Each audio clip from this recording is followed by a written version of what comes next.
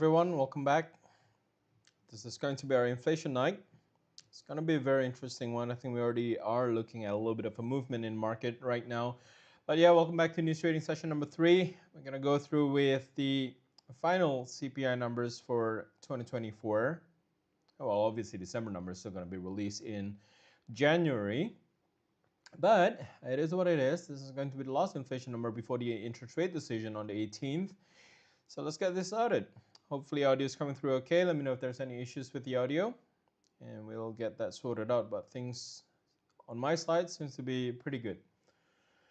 All right.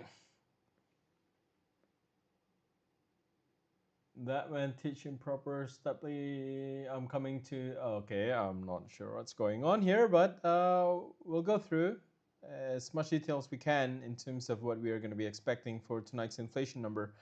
All right, let's get this started. My name is Viranjaro. Let's get this started with a quick disclaimer. Any opinion discussed in this webinar or link to this presentation is provided as a general market commentary and does not constitute investment advice. News trading involves risk due to high volatility, and market reaction to news can be very swift and unpredictable, which leads to high trading risk and delays in order execution. So be very attentive when determining the position, the volume of your transactions, and consider all possible risk factors. Make sure you are matching a position size with your equity size. All right. Okay, just a little bit about myself for those that have not attended our previous sessions before.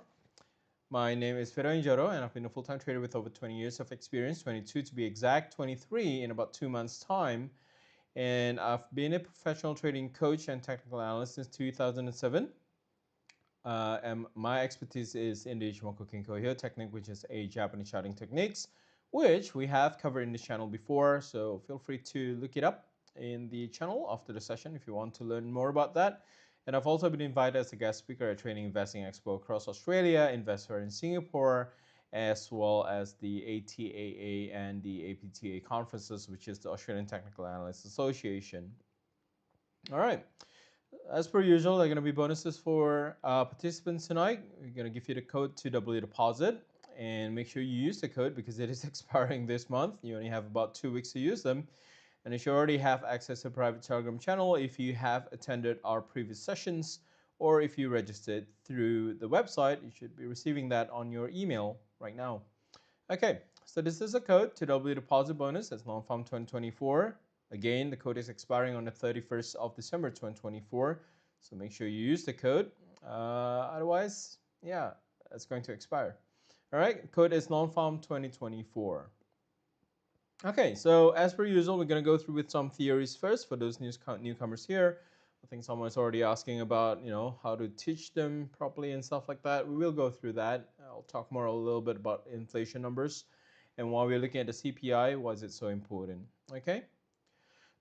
All right, so let's talk about inflation. And I think inflation is actually the rate at which prices for goods and services rise. And the most commonly used inflation indices are going to be the CPI, as well as the core inflation number that we're looking at, which is what the central banks are looking at. And to put it simply, inflation, it's something that's unavoidable. Things get more expensive every single year. The changes that we see every single month in terms of the inflation changes, that's really more of an addition into the inflation growth. Okay, so we are going to be looking at the annualized inflation number. So if we say, oh, it's a 2.7% inflation rate for the year, it means that in the past year, inflation has gone up by 2.7%. Things are actually more expensive by about 2.7%. It doesn't scale that way in a sense, so you don't really have to panic. It is incremental, but if we look at the past decade compared to what it is right now, every month I use the simple explanation of buying a mobile phone. Things 10 years ago seems to be a lot cheaper. Things nowadays, seems to be a lot more expensive, right? It doesn't mean that it is more expensive. In fact, if I were to look at stuff from the 80s, inflation converted, things back then, it's actually more expensive right now, inflation adjusted, right? So, development, technologies, manufacturing process does actually help out. Why you're looking at prices going up? It's because the currency that we have, the monetary currencies that we have, are actually losing value every single year. Okay, so that's inflation. It does cause a lot of headaches to the population. And I think one of the generational gaps that we have here, I think right about now, if you are, on the average person, if you're from um, the millennial generations, I think you still are able to be purchasing houses easily. I don't think it's that difficult. But the next generations are going to have a hard time because housing prices continue to go up with inflation. Okay, so tonight we're going to be looking at the CPI. This is going to be the main critical indicator of pricing pressures in the economy. It basically provides you with a gauge of inflation. And forex traders monitor the CPI because it can lead to changes in monetary policy conducted by the central bank, which is really important because we really want to find out what's going on in December here, which can either strengthen or weaken the currency against the rivals in the market if they do an interest rate hike or if they do an interest rate cut. Now, let's break it down. We're going to have our PPI tomorrow, but let's take a look at the difference between the CPI and the PPI. So the CPI, it measures your cost of living. When we talk about the CPI, it basically includes broad range of goods and services purchased by consumer. But the main things that we look at are basic necessities like your food, your shampoos, and whatnot. Those are basically the main pricing index that we're looking at. It also includes international personal consumption items. So if the currency is stronger, typically a lot of people import from overseas a lot more, and that could actually contribute to a higher inflation number as well. So scope excludes changes in interest rates or costs, and this is the reason why we're looking at this data much more importantly than the PPI number.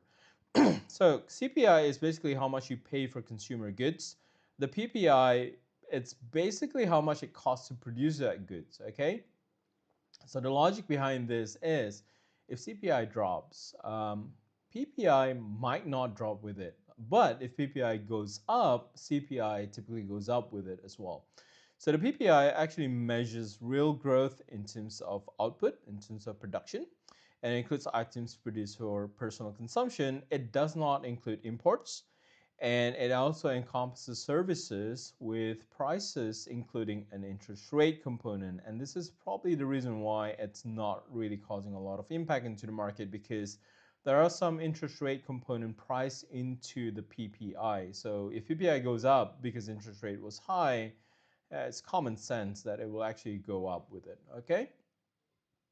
All right. So the other thing that we're looking at tonight is actually core inflation. So what is core inflation? Core inflation basically refers to changes in price of goods and services, excluding those from the food and energy sectors. Obviously, we're looking at core inflation number as a core CPI. Therefore, it will be deriving from the CPI number itself, but takes away some of the items that fresh produce, that's going to be excluded. Energy prices, your gas, they're not going to be included in the core CPI. So core CPI takes away some of the volatile pricing in the market. It kind of really reflects the underlying inflation. I think if we talk about the central banks trying to meet their inflation target, they typically look at the core inflation number because they do want to exclude some of the more volatile stuff out there. Okay, so that's the reason why we look at the core inflation number. Headline inflation can go up. Core CPI, if it doesn't go down, it's going to be problematic. Headline inflation can go down. Again, if the core CPI doesn't go down, then central banks are going to be looking at that and say, hey, you know what? Inflation is still pretty persistent. It's not really coming down, not really able to cut interest rates. But if the core CPI starts dropping down really quickly, that's when central banks are going to act a lot faster in terms of cutting interest rates, okay? So let's take a look at the numbers tonight, because I do want to talk a lot more in terms of the numbers tonight and what are the expectations for tonight. It is going to be a little bit more on the unique side, because if I were to show you the chart, market has already started moving ahead of time before the inflation number. Now, inflation tonight, it is expected to go up from 2.6% to 2.7%. So we're looking at a little bit of an increase in inflation number, and as we have already discussed this last month and the month before that, a snapback in inflation prices, it's normal, right? If we saw a quick deflation in the market. We might see a little bit of a reflation in the market, but it's not going to be a persistent inflation at this point in time as of yet. So the expectation here for a jump up to 2.7%, I think we are looking at a little bit of adjustment going on in the market as it is. It's not really a huge deal. And the reason being, the core inflation is still expected to come in at 3.3%, which is stable. Now, how do we look at the monthly growth here? Monthly growth expected to go up a little bit in terms of the CPI number, 0.2 to 0.3. Core inflation expected to remain stable at 0.3% growth per month. At this rate, let's talk about the FOMC. The FOMC, in terms of the pricing for the rate cut this month, 86%, that's the final number that we have before the CPI release today. That's from the CME Fed Watch tool. It is at 86% for an interest rate cut of 25 basis points. Okay, so what are we looking at? Are the FOMC going to be cutting interest rate even though inflation starts to maybe even go up higher than 2.7%? The answer to that is yes. I think the FOMC is still going to be cutting interest rates as long as the inflation or the CPI number doesn't jump up to above 3%, right? If the number comes in higher than consensus at 2.8%, the FOMC is still going to be cutting interest rates. Why? Because they are also going to be releasing their economic projections this month, and it's much better for them to cut interest rate this month rather than next month because it will keep the market happy. All right. So in terms of the FOMC this month, I think they're still going to go ahead with the 25 basis points cut, and then they might pause for the next 3 months. So it's actually much better for them to cut now instead of not cutting in December, and then they start cutting in January, and then it causes a lot more havoc in the market. I think in terms of them releasing their economic projections, it just makes a lot more sense if they cut in December, and then they'll say, you know what, we're cutting in December, but they're going to come with a little bit more of a hawkish tone where they say we'll probably hold rates until the next quarter just to see where things are. And they'll probably say the same thing again, that they're not in a hurry to start cutting interest rates. So how does that play out into tonight? No matter what the number is, I think market has pretty much priced in for that rate cut. Okay, so if they cut this month, the US dollar is still going to be strong. If they don't cut this month, the US dollar is still going to get stronger even more. That means no matter the situation that we have here, it's really hard to find fault in the US dollar strength. And there are a couple of things announced today as well. If you haven't been following the development in China, the Chinese government is going to go ahead with a monetary easing next year, and they have basically talked about letting the Chinese yuan weaken in 2025 just to balance out the potential tariff that the Trump administration is going to impose on them. So you do see a little bit of a risk off in the assets today. I think the Aussie, the New Zealand, the Euro USD, and the Pound USD saw a little bit of a fall. That's because everyone starts pricing in that in 2025, the winner is probably going to be the US dollar. That's because China has basically said, look, we're kind of waving the white flag here. We want to counter your tariff. We're going to make our things a lot cheaper. So even though if you put a tariff on us, we're still going to be sending you a lot more stuff over there. So that's political, but it does make sense in the global context that the Chinese government is worried in terms of what things are. Okay. So I want to talk about the market here. We did follow through with a fade on the post-NFP numbers last Friday. And before I clear stuff out here, I want to show you what's going on today.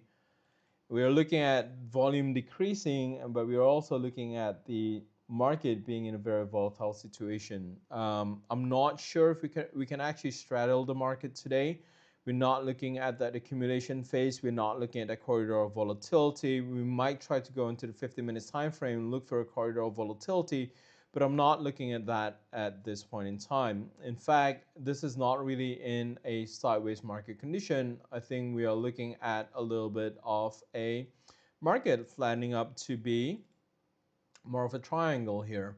I'm going to get rid of this support trend line that we drew on Friday. This is the final support trend line, and market basically just broke below that support trend line. So I think there's a lot of downward pressure there.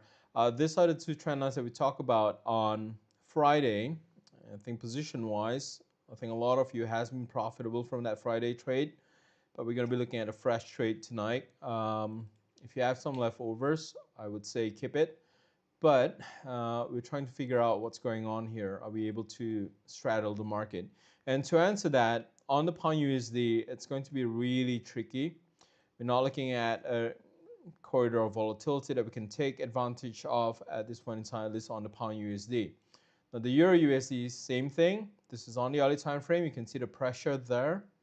You can see a very clear downward pressure on the Euro USD. And that was the fate that we took last Friday on that breakout there. We faded up there on that yellow box. Those trades are cleared because we were only targeting 1.05 to 1.0525, and that's all pretty much done. And if we go on to the 50 minutes time frame, again, I don't see the corridor of volatility, so this is actually going to be a little bit risky. If I would say, all right, let's do a buy stop there, let's do a sell stop there, you can do it in the context of that small range that we have here. It is pretty small. It's not going to be a huge deal. In terms of range, what we're looking at, it's basically just within a 20 pip range from what we have on the 50 minutes time frame. But it's not ideal, right? Because we just don't have that corridor of volatility. This is like forcing ourselves into a trade here. If I were to straddle the market on the Euro USD and the pound USD, makes things a lot tougher. So we might do things differently. We might actually wait for the result before we actually started trading, and hopefully we still have about 5 minutes before we're going to be placing our trades. But I just want to give you a little bit of a rundown into the whole thing. I'm just not able to find a range even all the way up to the hourly time frame on the pound USD and the Euro USD. The dollar yen, even worse. This one here has been gaining, and this is according to what we talk about on the market outlook this week, that we were looking for market to move away from 151, and if they do move away from 151, then yeah, we're safe. We're moving away from the Ichimoku cloud, and I can bring that in. Let me see if I could find that. So I'm just going to give you the Ichimoku Kinko here. I just want to give you the cloud there. We bounced this off the cloud pretty cleanly. And the time limit was today, right? We talked about that on Monday. If it doesn't move away really quickly on Monday or Tuesday, then we're going to be in a lot of trouble for the month of December. A good thing is it has started to move away. One of the other thing that I'm really concerned is, and I can see that from the number of views that we have here, a lot of traders are already moving away. They're not really trading in the month of December. So volume has been dropping down significantly for the past week. Likewise, for today, we are looking at the past 3 days. We're looking at gains in the dollar Japanese yen, but we're not looking at the volumes that comes with it, right? And we consider viewers for this month as well. Compared to what we have last month, we got a lot less viewers as it is. So it goes to show a lot of traders are looking at December here, and considering it's more of a seasonal thing, it's a holiday season, end of the year, a lot of people are already on their annual leave, right? You're looking at a lot less traders in the market. A lot less traders means there's going to be a lot more exaggerated movement in the market. Either that or we get a really quiet market. But nevertheless, we have started to move away from the Ichimoku cloud. I think that's a safe thing. But it doesn't leave us a lot of room to trade the dollar Japanese yen. However, we did see market pausing for a little bit today. This could be our corridor of volatility for tonight. So I think it's okay to do a little bit of a range, a straddle on the dollar Japanese yen. We are currently looking at a move, yeah, probably would go. I would go with 152.85 if you want to go for your buy stop, and for your sell stop. Hopefully, it stays like that in the next 5 minutes or so, because otherwise it's going to be problematic for us if it starts moving really quickly there. We can go 152.45. That's a little bit too tight though. I'll go 152.40. We can straddle the Dow Japanese yen. It's actually really rare that we are actually able to straddle the Dow Japanese yen, but we are going to be straddling the Dow Japanese yen. And your buy stop is going to be at 152.85. Your sell stop is going to be at 152.40. It's not a huge range. We're looking at 40 pips up and down. So your stop loss is going to be on the other side. Remember, if you're new here, once one of the pending orders that we have here is triggered, we really need to quickly close off the other one. Otherwise, you're going to get whipsawed in the market there. So, Dow Yen, I think this is worth taking. It's 40 pips, but we might get whipsawed. Just a little bit of a warning, right? But everything else, we just don't have that corridor of volatility.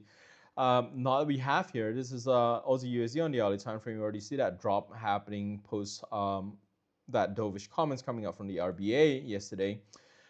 This one here, we do have a little bit of a range. Not really too trusting on this range though. This is basically the range that we have here. I'll be honest with you, I'm not too keen on going long. We're just really countering the trend here on the market, because overall this is way below the Ishimoku cloud. And also USD short that we take last Friday and yesterday on a session that we had, that's already out. And also we talk about 63.50 level as kind of a little bit of a floor. If it breaks that 63.50, how far can it go? You know, we're still at that level. We're still being supported at 63.50, so it's actually really tough. We can short this, but I will make that decision once we clear off 63.50 on the hourly time frame. This one here is still holding on strong to 63.50. But yeah, we'll see what happens. There's a little bit of a range here we can use to trade. I don't like the situation right now. We've got 5 minutes to go, and price is already pushing up to the upper end of the range there. And if we leave it, it might actually trigger our buy stop. But if you want to, you can have a buy stop. I just want to have it a little bit higher, 63.70 or maybe 63.75, just on the upper end of that range. But it'll be too far from the current range, so you have to be really careful here. I think the balance would be struck at 63.70. I think that should give it a little bit more room. And in terms of the sell stop, this one here, I'm confident with the sell stop. This one, you can have it about 63.35. So Aussie USD, you can straddle this. Just keep that in mind though. Probability skewed to the downside for the Aussie USD. So we have to act really quickly and make a really quick decision on whether or not to stay or get out from that trade. New Zealand USD, we're not able to straddle this. Gold, this one here is a little bit tricky. I probably would do a buy stop, but not a sell stop on gold prices here. I'll do that about 27.05. The range is actually going to be pretty huge. 27.05 is just borderline outside of that range that we have today. Sell stop on this one here is actually going to be below 26.75. Again, this is about 25 pips, $25 of range on gold. This one here is a little bit tricky. I'll just be honest with you. We will try to fade this. But yeah, as it is, it's going to be really tough. Dollar Canadian, we're also going to get announcements on Dollar Canadian as well, right? Interest rate decision. That's going to be at 9:45. This one here, it's okay to straddle. At least on the hourly time frame, it looks okay to straddle this. But typically, we prefer a stronger Dollar Canadian at this point in time. We're probably going to be buying this beyond 1.42, and if you really want to straddle this, it's going to be about 50 pips range on the Dollar Canadian, so just a little bit more of a caution there on the Dollar Canadian. Dollar Swiss, we're not able to straddle this. We're not looking at any range bound market condition. Market has basically just been moving in a little bit more of a channel to the downside, still being maintained there. If it does break to the upside, we will decide that after the news is released. But yeah, the market really doesn't give us a lot of options at this point in time. And you can see the pound USD here is at a crossroad. It's being capped by a resistance trend line. It's also being capped by the previous support trend line if I were to zoom out a little bit. So it's weird. It's really weird. It's basically looking at the market that's actually below. It's actually a triangle that's actually being formed below a support trend line or resistance trend line. It's a really weird condition here on the pound USD. So I would avoid this.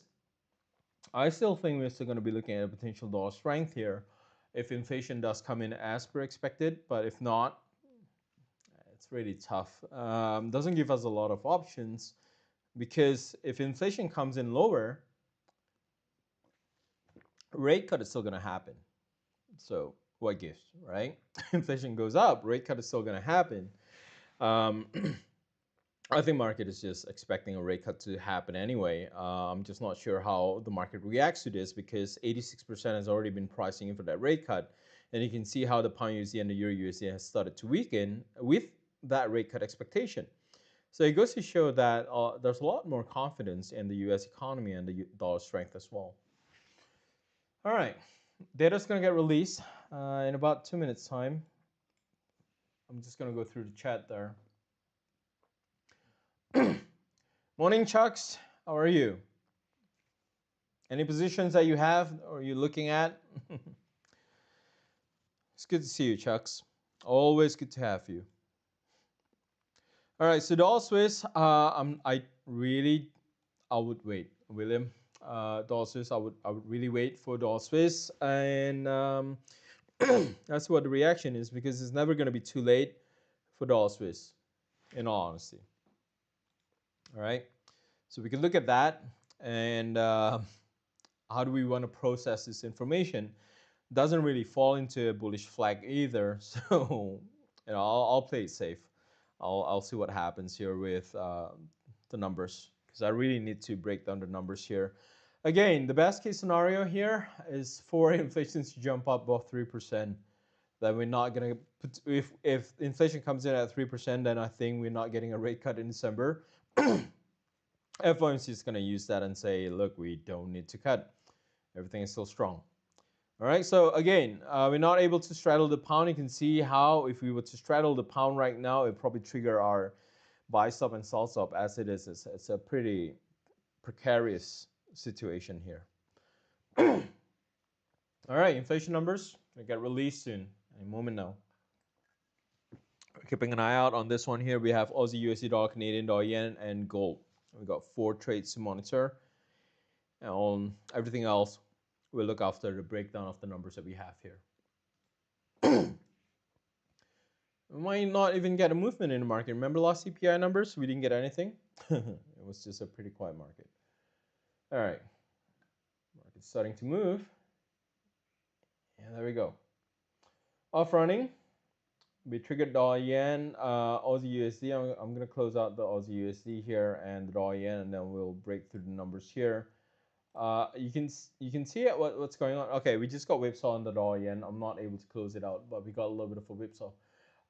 Inflation number comes in as per expected at 2.7%. No changes. Everything is as per consensus. But yeah, a little bit more of a volatile market going on here. Let's break this down individually. Dollar yen, I think we just got trapped on the dollar yen here.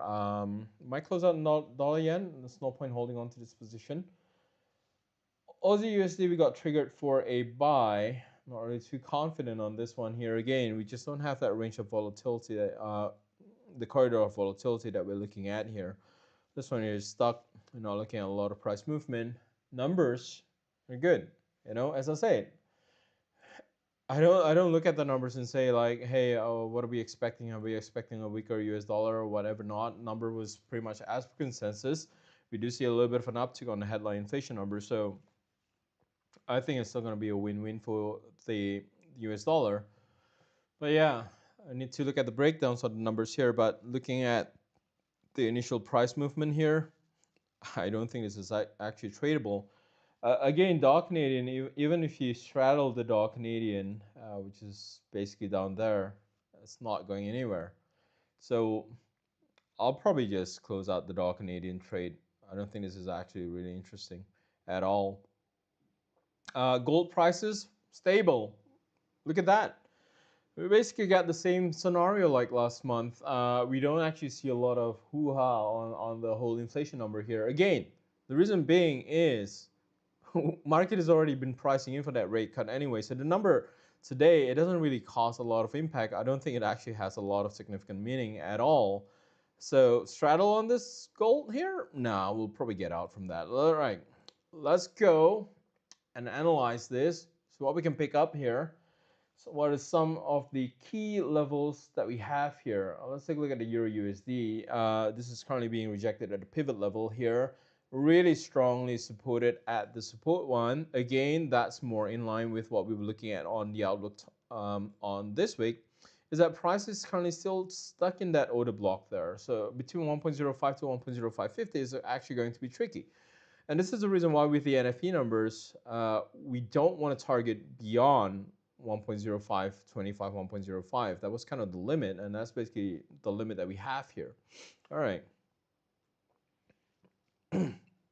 Yeah, news-wise, we're not looking at. Let's see what's the breakdown here. Starting to come in. News is starting to come in here. That's Ren. All right. X-Hood, yeah, as expected. Nothing new on that. Look, we're not going anywhere. In all honesty, we're not going anywhere.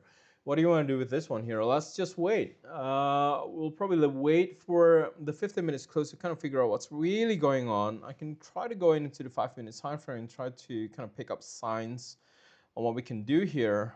It is really tricky because the 5 minutes just transition above the Ichimoku cloud, and we're not looking at that pressure to the downside on this one here, still being stuck, pretty much stuck between pivot and support 125 pips here on the Euro USD. Let's move on to the Pound USD. Anything interesting here?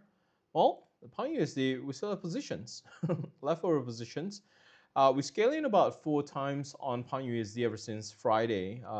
These two were added yesterday during our session, which is not in English, unfortunately. It was in Bahasa Indonesia, but we at least the stuff that we talk about, we were looking for a sell stop on that break of the third support trend line that we have there.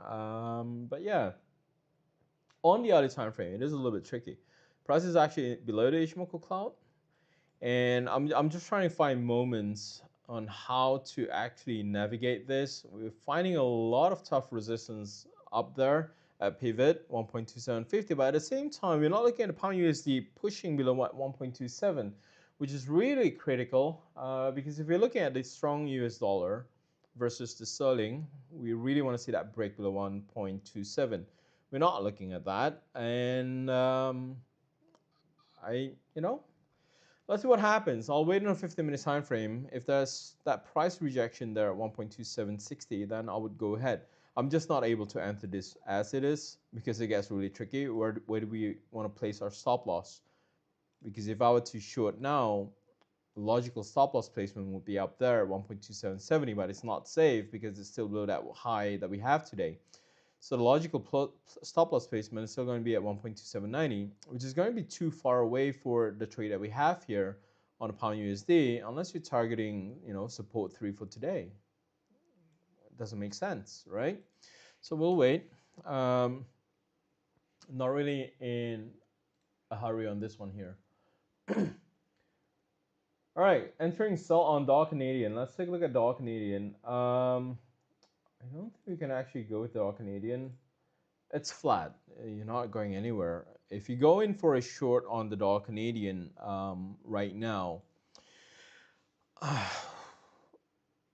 something happened to the Aussie.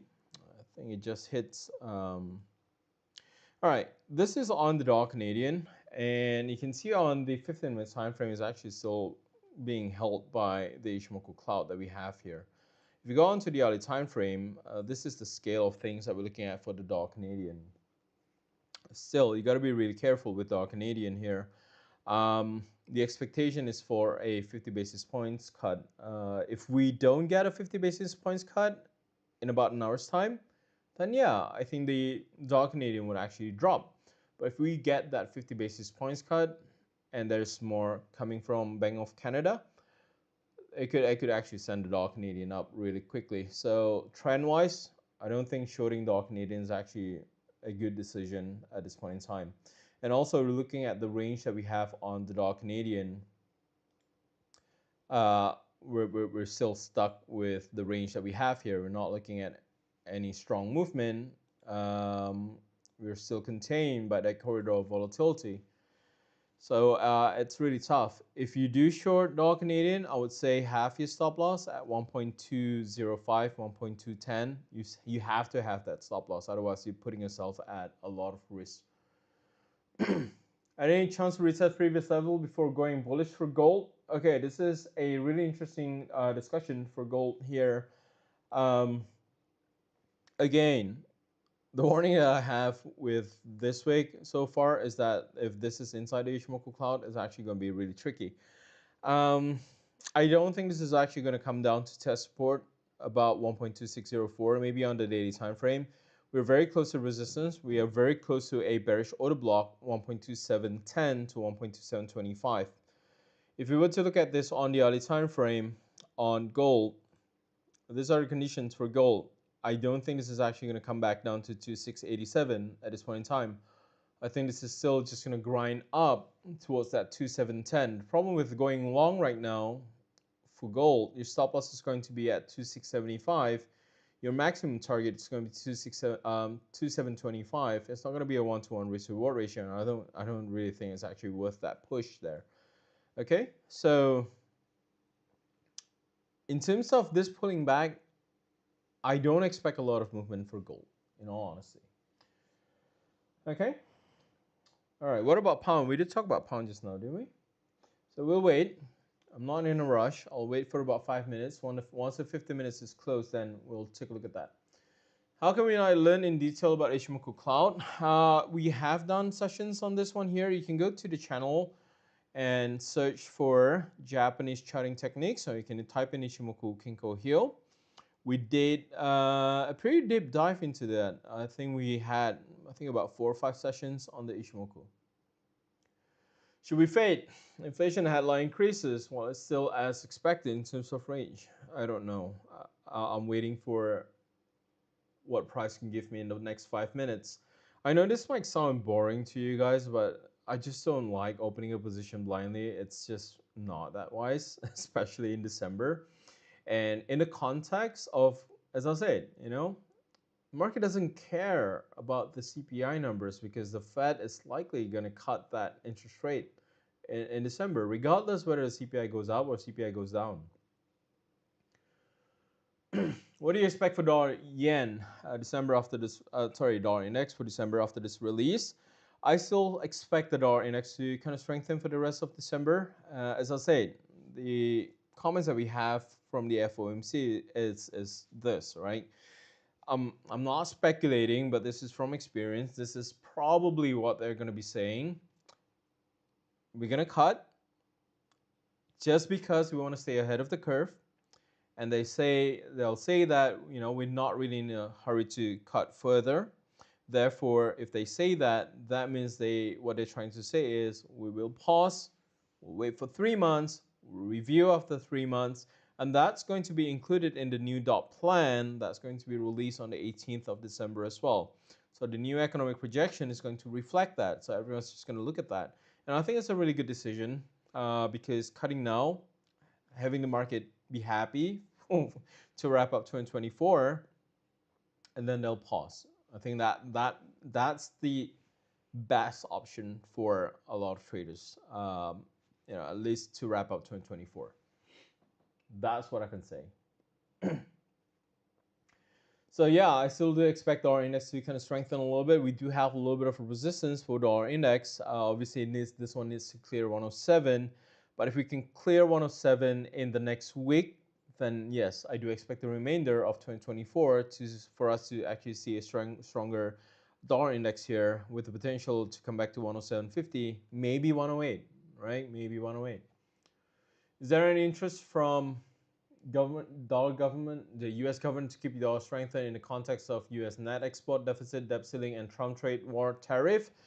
They don't have an option because the logic here is if Trump wants to weaken the US dollar, he's not able to do that because the moment he starts imposing tariff, the US dollar is going to get driven up. And also, what Trump is doing in terms of cutting taxes, that's not going to weaken the US dollar. That would actually strengthen the US dollar, because when we're going to be looking at a lot of inflow into the US economy in form of the US dollar. So it's really hard right now at this point in time. It's not that I'm biased on my trade on the US dollar strength. It just doesn't click, right? We just don't have enough reason. I know Trump wants to weaken the US dollar so that the US is competitive and whatnot. The Chinese government is going to be dropping down the yuan. What is Trump going to be doing? Because if Trump does what China does, which is to ease up the monetary policy and then provide stimulus into the economy, maybe weaken the US dollar somehow, I don't know, that could drive inflation back up, which is something that he needs to be, really concerned. All right. Pound USD is not looking too good, because if the 50 minutes doesn't come back down soon, then we'll actually see everything else starts pushing up. Is it worth buying though? Probably not. It's probably not worth buying. In terms of the cycle that we have here on the hourly time frame, this is already starting to cross over. 2 minutes to go. See what happens. Are we going to be looking at a strong rejection here? Because if we do get a strong rejection here, what's likely going to play out here? It's we're still going to be looking at the stochastics creating a lower high. At the same time, on the smaller one, we're looking at a little bit of a hidden bearish divergence on the 50-minute time frame. And if stochastics crosses back down, we need the RSI to come back down below 70 as well. But yeah, in 2 minutes time, if this closes like this, I'm just going to walk away. And this is not a worthy trade at all, because you'll probably take a look at this and say, oh, you know what? Let's take a jab here and try to pick tops. This is suicidal. It's not worth it. It's not logical from a technical perspective. It just doesn't make sense.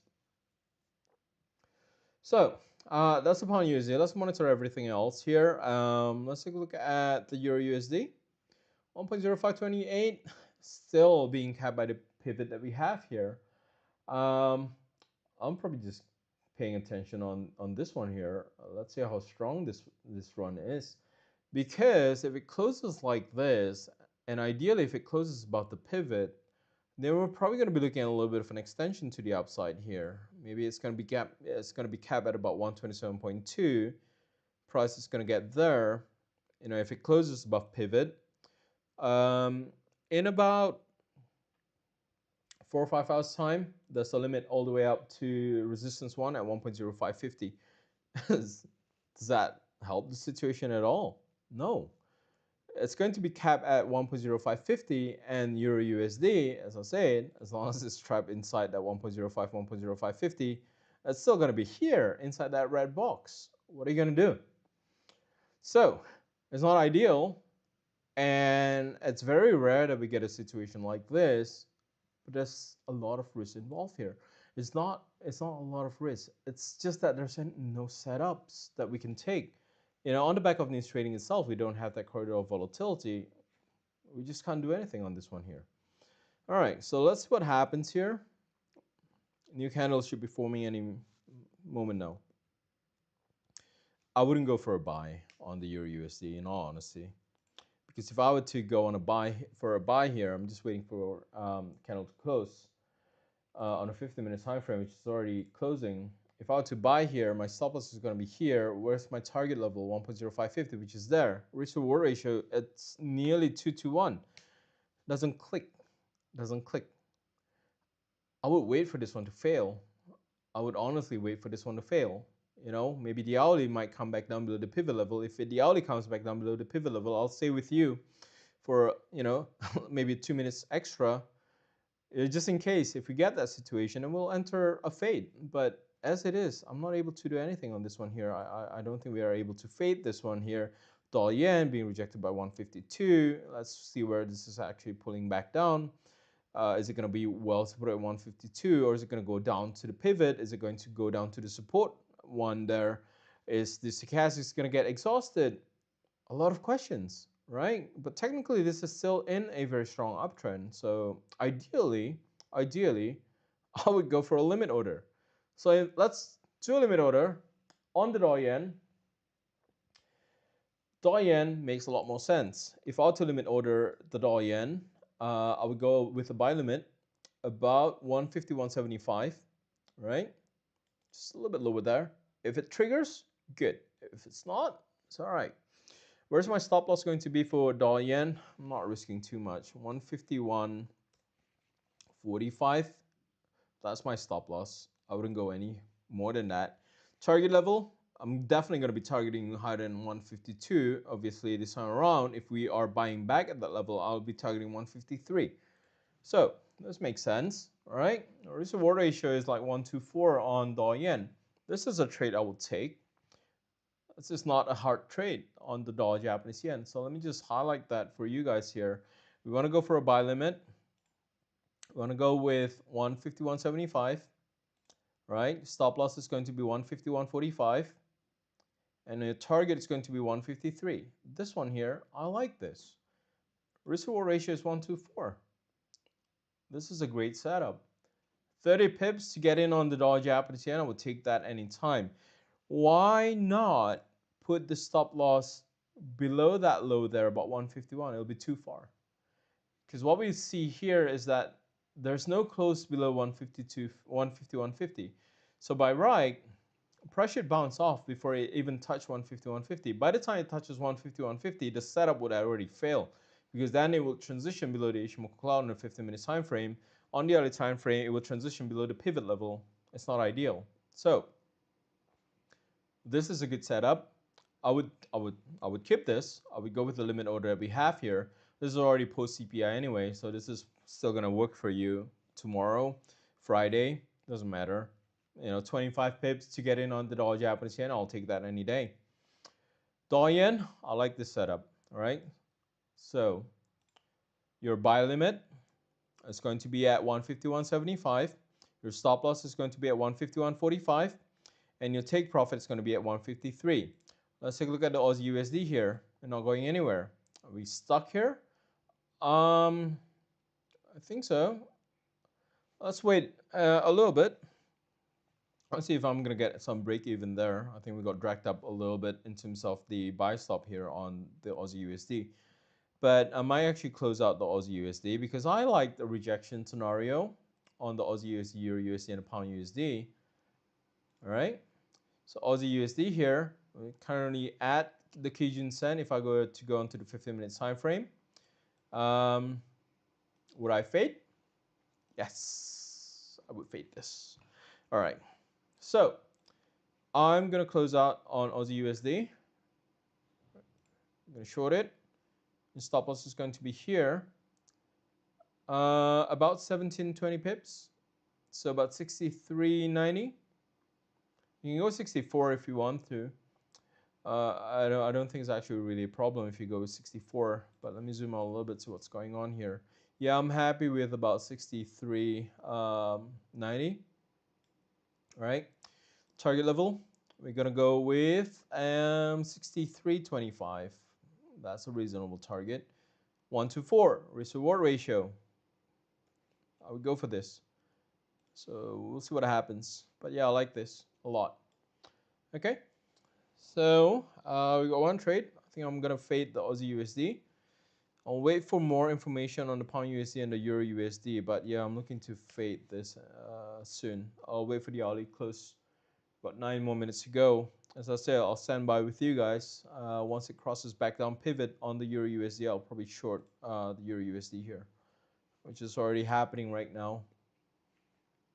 On a 50-minute time frame, we get a little bit of a piercing, even better, right? This is already fading at pivot. So this one comes back down and stay like that. Yeah, I would fade this, because from a logical perspective, what we can do here, if I were to short this below pivot, my stop loss is basically just going to be there, about 1.0540. You can go a little bit higher, 1.0550 if you want to. That's still going to be 22 pips. It's not really a huge deal, right? Target level, you can go with 1.05 if you want to, but I think we can try to go a little bit lower, maybe 1.04. 90 level. That's currently the floor that we have there. About the support one, at least you're still going to be getting about 1 to 1.5 risk reward ratio. This is a likable scenario.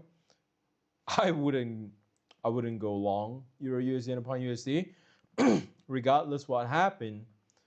You know, market is happy with the current dollar strength, expecting 86% of a rate cut to happen in December.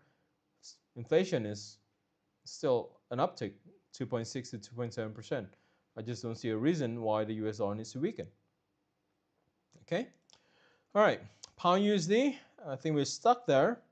Let's wait for a little bit. This one is not ideal. The reason being is it's above the pivot level. It's moving back up above the support trend that we have there. It was a little bit of a unique situation as well. So we'll see what happens here. I don't expect a lot of price movement. I don't think in 8 minutes time it could come back down below 1.2750. But if it does come back below 1.2750, then you can short the pound USD, right? You can do a sell stop on the pound USD here, targeting 1.27. That's the best you can do. It's still going to give you a good risk reward ratio. So it's really up to you. If you go in right now, you're rushing in, price might go back up a little bit, but you're risking 13 pips. I would wait a little bit. What's me risking another extra 10 pips? It's not really a huge problem. So we'll see. You can jump in right now if you want to. This is going to give you that 15 pip stop loss. Okay. I might jump in on the Euro USD. In all honesty, otherwise it's going to be a little bit too late. So yeah, Euro USD 1.0545 stop loss. Targeting 1.0490. A little bit of a floor there. That's pretty much it. I think the Aussie USD is already on track right now. Pound USD, in all honesty, I'm really divided on the pound USD. Reason being is we saw the Euro USD has been collapsing against the dollar. The pound USD has not been doing the same. It has been bouncing really quickly and pretty volatile as well. So it is actually still very well supported. I would be a little bit more on the cautious side. Gold, as we saw, we're not looking at a lot of price movement. Dollar Canadian, nothing else. Dollar Swiss, not really closing below that channel anyway. Again, this is not really a flag or anything like that, so it doesn't really mean much. But if it does break resistance to the upside, I much prefer a long position on the dollar Swiss. So keep an eye out on that resistance trend line. I think it's worth keeping an eye out on that one. But yeah, not really looking at a lot of price movement. Can you sell pound when price get rejected at 1.28? It'll be closer to the resistance. Yes, I would take that short. Even right now in the pound USD, you know, I would go with that 1.2750 there. Dollar yen. Yeah, look, I'll pick it up at a lower price. If we have a close like this, it doesn't really mean much in all honesty, because even on the early time frame doesn't give us a strong enough indication for anything like that. We do have, you know, a little bit of a resistance turning into support, but it's not really significant or anything like that, right? We're probably going to be looking at this as, yeah, it bounces off 152. But I think if we can get a lower price at a lower risk, because if I were to jump in right now, my risk is it's not going to make sense, okay? So I'm happy with 151.75. If it hits, it hits. If it doesn't, you know what? It's okay. I would rather miss the trade than forcing myself into that trade. And this is something that you kind of need to have when it comes to trading. It's not really rushing blindly into the market here. We have to be a little bit more strategic, manage your risks, and look at the potential risk reward ratio. If you're getting 124, 124, 122, it makes sense, right? But if you're going for 121, you know, less than 1, I don't think it's worth it. Not in a situation like this, not in a month like December, and not in a day when the CPI number doesn't really matter. In fact, it doesn't really matter, right? I told you. It could be good, it could be bad, as long as it doesn't go above 3%, we're just going to get a rate cut in December.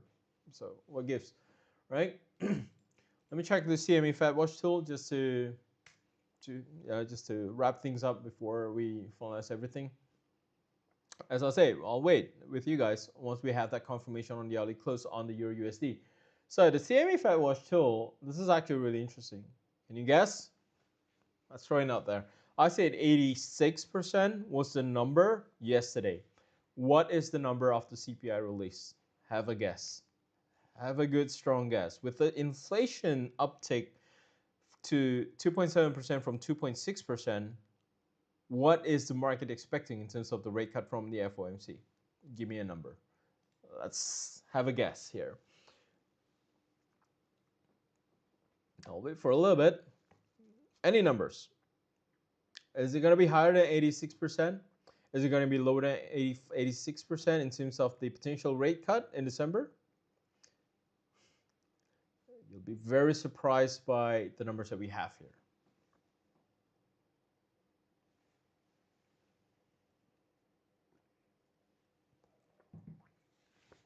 No? No take? Any number? I'll show it to you. Market is now a 97.7% expecting that rate cut. This is pretty much a 100% guarantee that we are going to get that rate cut in December. And as I say, it's not really hard to figure out why everyone is looking at this and say, yeah, why? Because I already explained to you the way we look at it as a trader, as an analyst, and as a currency strategist. The way we look at this is they're just going to get the rate cut done over with, then they'll pause. But 97.7% with an inflation uptick from 2.6 to 2.7% goes to show everyone is happy with the dollar strength at this point in time. You're probably not looking at a lot of price movement. This is crazy. All right. Okay. So one more minute on the Euro USD. It's probably going to close below the pivot. Yeah, stochastics is still trying to point up, but I would take the risk on the Euro USD here. And on the pound USD, I would probably skip the pound USD. Not looking at any price, any strong indication or anything like that. I would wait for this one to close below 1.2750. This one here, if I were to do that, you're risking a lot. You're just waiting for the market to jab your stop loss and then be done with it. I would wait. Do a sell stop, 1.2750, I think makes a lot more sense on the pound USD. Or, as William said, you can go for a little bit higher and expect price to fail at 1.2790.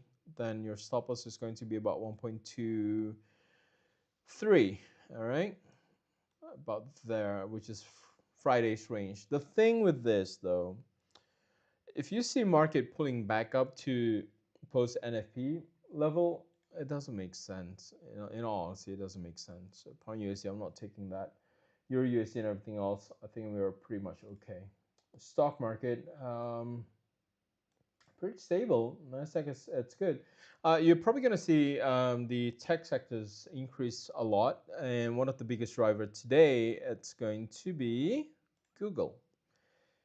If you didn't see the announcement yesterday, it's already up there. They basically are coming up with a new quantum computing chip, which is going to be way beyond what we have right now in terms of what NVIDIA can offer. But they're starting development on that one here. We're not clear in terms of how they're actually going to be performing that, but they have announced that. That was announced yesterday. Okay, so yeah, expect stock market to just be happy with it. Okay. All right, guys. That's pretty much it for this month's live trading sessions. We got a good wrap on the NFP numbers. The CPI was it's lackluster. But again, as I say from the very beginning from this session, the market condition doesn't provide us with that straddle that we typically do. And also with December wrapping up the year, and also with the expectation from the FOMC, uptick on inflation doesn't change the fact that the market is anticipating pretty much a 100% cut from the FOMC come 18th of December. But everyone is prepared that once they start cutting interest rates, it will come with a little bit of baggage that they will probably announce we are probably going to be pausing from rate cuts. We will wait because we're not in a hurry to start cutting interest rates, and we probably get a 3 month break. And that's going to be reflected on the FOMC economic projections. That's actually going to be released on the 18th as well. All right. All right, guys. This is my final English session for 2024. So, yeah, for the English audience, I'm not going to see you again until next year. With that, have a fantastic holidays ahead. Enjoy the rest of the year. Hope you guys had a fantastic holiday, a good rest, spend time with the family, stay healthy, travel the world, trade better. All right. But I'll see you guys in 2025. Have fun. Thanks for the support in 2024, guys.